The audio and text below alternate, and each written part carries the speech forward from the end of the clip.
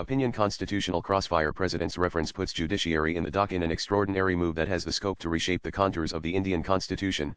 The President of India has invoked a rarely used power under Article 143 to refer a legal question to the Supreme Court. The question the very scope and legitimacy of the Supreme Court's extraordinary powers under Article 142.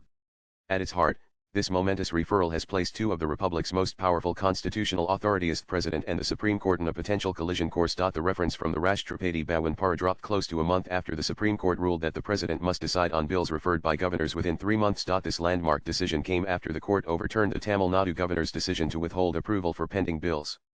The court ruled that governors cannot indefinitely delay assent to bills passed by the state legislature.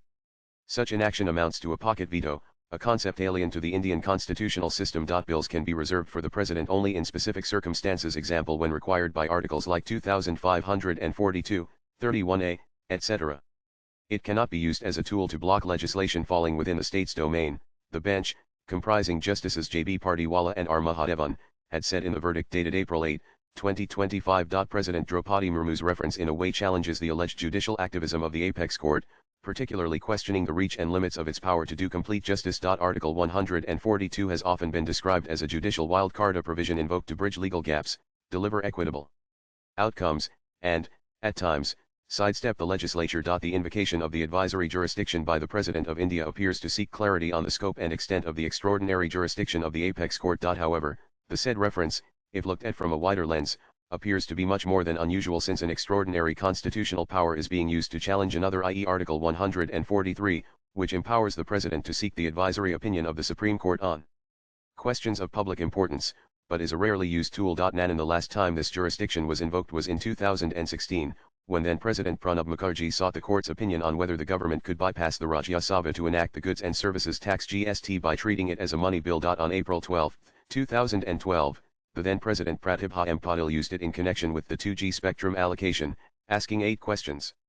These included judicial interference in policy matters and whether auction as the only method that can be used to allocate natural resources. Nanan President Murmu's current reference invoking the advisory jurisdiction is more than just a legal query, it is a moment of reckoning for the basic structure doctrine itself. Speaking to News 18, senior advocate Siddharth Luthra said, "This reference to my mind is to determine what is the way going forward, to what extent the Supreme Court will direct governors and presidents to act, to what extent will they determine and sit over jurisdictions of governors and presidents." Senior advocate Sanjay Hedge, meanwhile, said, "Reference is not a review.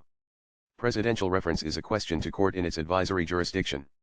Supreme Court had clarified its advisory jurisdiction is recommendatory and not binding. Judgment of court is a verdict of court, it can be overcome only through process known to law, which is an adjudicatory process. This is an opinion, it cannot directly override a judgment," he added. The apex court, for the longest time, has asserted that certain foundational principles like judicial independence, federalism, and the separation of powers are inviolable. But what happens when one branch of the state formally challenges the interpretive supremacy of another? Either way, this referral may end up becoming a game changer.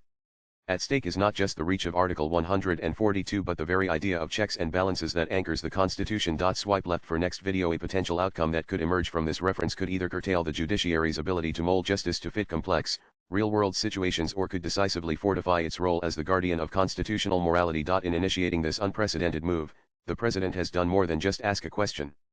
She has sparked a constitutional confrontation, one that will shape the institutional future of Indian democracy. Latest blogs.